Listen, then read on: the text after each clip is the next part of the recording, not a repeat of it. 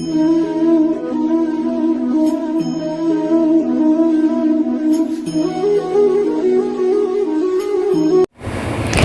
जी, राधे राधे। कैसे हो आप सब? उम्मीद करती हूँ सब अच्छे होंगे।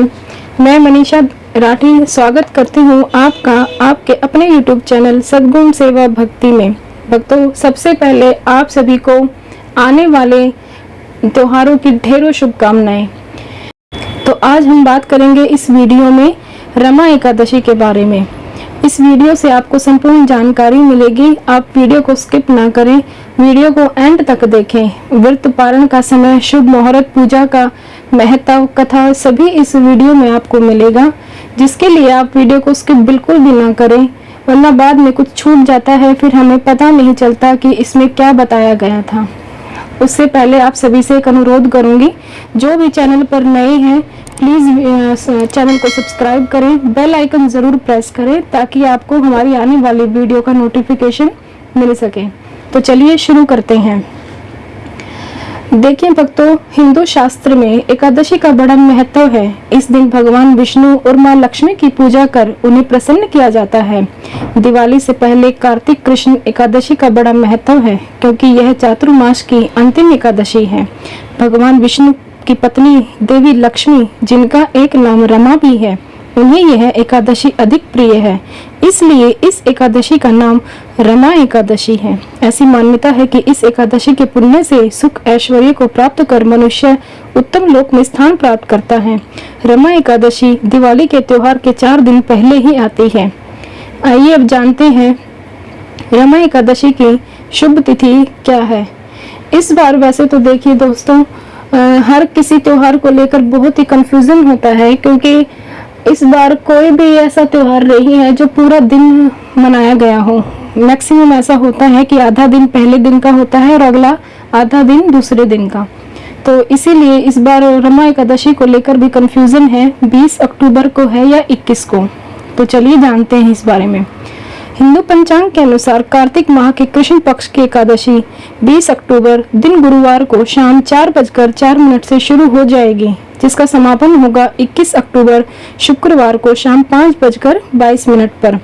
उदय, हमारे हिंदू धर्म में उदय तिथि में ही जो दिन होता है, उसी दिन हम अपने सभी शुभ कार्य करते हैं। तो उदय तिथि 21 अक्टूबर को है, इसलिए रमा एकादशी का व्रत आप सभी भक्त 21 अक्टूबर को ही रखें।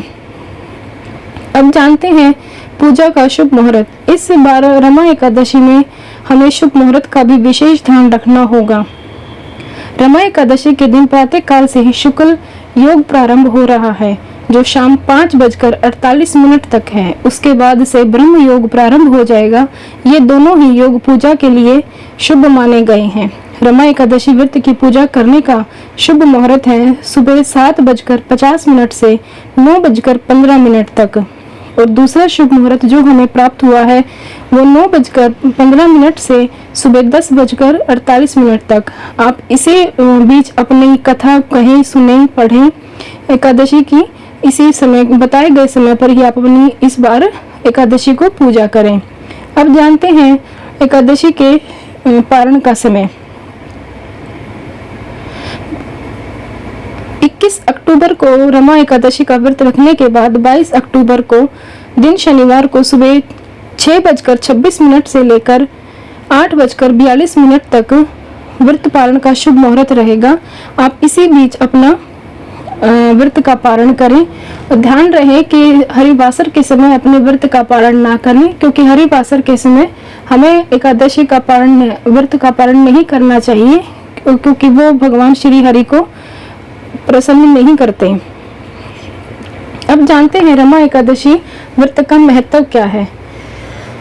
जब युधिष्ठिर जी ने भगवान श्री कृष्ण से इस रमा एकादशी के व्रत के महत्व के बारे में जाना, तो भगवान श्री कृष्ण ने कहा, कार्तिक कृष्ण एकादशी व्रत के महात्म्य को बताते हुए उन्होंने कहा, इस व्रत को रमा एकादशी के नाम से जानते हैं। जो भी इस व्रत को करता है उसके पाप मिट जाते हैं और मृत्यु के बाद श्री हरि के लोक में स्थान पाता है।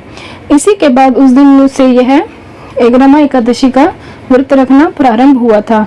अब जानते हैं रमा एकादशी की कथा के बारे में। धर्मराज युधिष्ठिर बोले, हे भगवान, अब आप मुझे कार्तिक मास के कृष्ण पक्ष की एकादशी की कथा सुनाइए। इस एकादशी का नाम क्या है? इससे कौन सा फल मिलता है? श्री कृष्ण भगवान बोले कि नरश्रेष्ठ, कार्तिक मास के कृष्ण पक्ष की एकादशी का नाम रमा है। इसके व्रत से समस्त पाप नष्ट हो जाते हैं और इसकी कथा इस प्रकार है। प्राचीन काल में मुचुकुंद नाम का एक राजा राज्य करता था। उसके इंद्र, वरुण, कुबेर, विभीषण आदि मित्र थे। वह सत्यवादी तथा विष्णु भगत था। उसके एक उत्तम चंद्रभागा नाम की लड़की उत्पन्न हुई। उसने उस लड़की का विवाह राजा चंद्र सेन के पुत्र शोभन के साथ कर दिया। एक समय जबकि वह अपनी ससुराल में थी, एक एकादशी पड़ी। चंद्रभागा सोचने लगी कि अब एकादशी समीप आ गई है, परंतु मेरे पति अत्यंत कमजोर हैं, इसलिए वह यह व्रत नहीं कर सकते, परंतु मेरे पिताजी की आज्ञा कठिन है। जब दशमी आई तब राज्य में ढिंडोरा पिटा। उसको सुनकर शोभन अपनी पत्नी के समीप गया और उससे पूछा कि हे प्रिय, तुम मुझे कुछ उपाय बतलाओ, क्योंकि यदि मैं व्रत करूंगा तो अवश्य ही मर जाऊंगा। इस पर चंद्रभागा बोली, हे प्राणनाथ, मेरे पिता के राज्य में एकादशी के दिन कोई भी भोजन नहीं करता, यहाँ तक कि हाथी, घोड़ा, ऊंट आदि भी तृण, अन्न, जल आदि ग्रहण नहीं करते। फिर यहाँ मनुष्य कैसे भोजन कर सकते हैं? यदि आप भोजन करना चाहते हैं तो यहाँ से दूसरे स्थान को चले जाइए, क्योंकि यदि आप इसी स्थान पर रहोगे तो आपको व्रत अवश्य ही करना पड़ेगा।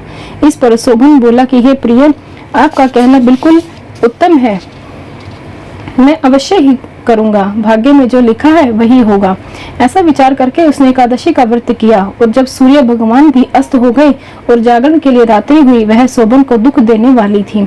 दूसरे दिन प्रातः से पहले शोभन इस संसार से चल बसा। राजा ने उसके मृतक शरीर का दहन करा दिया। चंद्रभागा अपने पति की आज्ञा अनुसार अग्नि में दहन न हुई, परंतु पिता के घर रहना उत्तम समझा। रमा एकादशी के व्रत के प्रभाव से उसे मंदराचल पर्वत पर धन धान्य से युक्त तथा शत्रुओं से रहित एक उत्तम नगर प्राप्त हुआ। एक समय मुचुकुंद नगर में रहने वाला एक सोम शर्मा नाम का ब्राह्मण तीर्थ यात्रा के लिए निकला। उसने घूमते घूमते उसको देखा। वह ब्राह्मण उसको अपने राजा का जमाई जानकर उसके निकट गया। राजा शोभन ब्राह्मण को देखकर आसन से उठ खड़ा हुआ। अपने ससुर तथा स्त्री चंद्रभागा की कुशलता को पूछने लगा। सोम शर्मा ब्राह्मण बोला कि हे राजन, हमारे राजा कुशल हैं तथा आपकी पति चंद्रभागा भी कुशल से है। अब आप अपना वृत्तांत बतलाइए। मुझे यह बड़ा आश्चर्य हुआ कि ऐसा विचित्र और सुंदर नगर आपको किस प्रकार प्राप्त हुआ। शोभन बोला कि हे ब्राह्मण, यह सब कार्तिक मास के कृष्ण पक्ष की रमा एकादशी के व्रत के प्रभाव से है। इसी से मुझे यह अनुपम नगर प्राप्त हुआ है, परंतु यह अध्रुव है। इस पर ब्राह्मण बोला कि हे राजन, यह अध्रुव क्यों है और ध्रुव किस प्रकार हो सकता है, सो आप मुझे समझाइए। मैं आपके कहे अनुसार ही करूंगा। आप इसमें किंचित मात्र भी झूठ न समझें। शोभन बोला कि हे ब्राह्मण, मैंने श्रद्धा पूर्वक व्रत किया था, उसके प्रभाव से मुझे यह नगर प्राप्त हुआ है। इस वृत्तांत को राजा मुचुकुंद की पुत्री चंद्रभागा से कहोगे तो वह इसको ध्रुव बना सकती है। ब्राह्मण ने वहां आकर चंद्रभागा से समस्त वृत्तांत कहा। इस पर राजकन्या चंद्रभागा बोली कि हे ब्राह्मण, आप मुझे उस नगर में ले चलिए। मैं अपने पति को देखना चाहती हूँ। मैं अपने व्रत के प्रभाव से उस नगर को ध्रुव बना लूंगी। चंद्रभागा के वचनों को सुनकर वह सोम शर्मा ब्राह्मण उसको मंदराचल पर्वत के पास वामदेव के आश्रम को ले गया। वामदेव ने उसकी कथा को सुनकर चंद्रभागा का मंत्रों से अभिषेक किया। चंद्रभागा मंत्रों तथा व्रत के प्रभाव से दिव्य देह धारण करके पति के पास चली गई।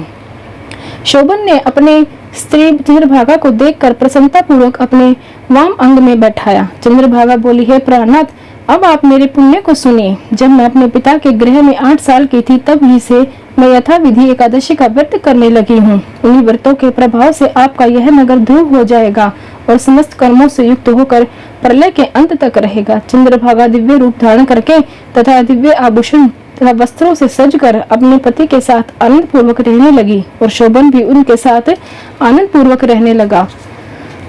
हे राजन, यह मैंने रमा एकादशी का महात्म्य कहा। जो मनुष्य इस रमा एकादशी के व्रत को करते हैं, उनके समस्त ब्रह्म हत्या आदि के पाप नष्ट हो जाते हैं। जो मनुष्य रमा एकादशी का महात्म्य सुनते हैं, वह अंत में विष्णु लोक को जाते हैं।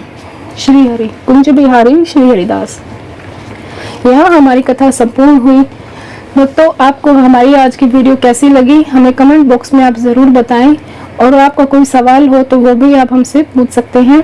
वीडियो को आप जरूर लाइक, शेयर, सब्सक्राइब करना ना भूलें और एकादशी के दिन आप सभी से हाथ जोड़कर विनती है, तुलसी दल को ना तोड़े, ना ही आप चावलों का प्रयोग करें, क्योंकि जो भी एकादशी करते हैं वो इन चीज़ों का प्रयोग नहीं करते। एक दिन पहले भी आपको चावल नहीं खाने चाहिए। दशमी तिथि के दिन ही आपको सात्विक भोजन करना होता है।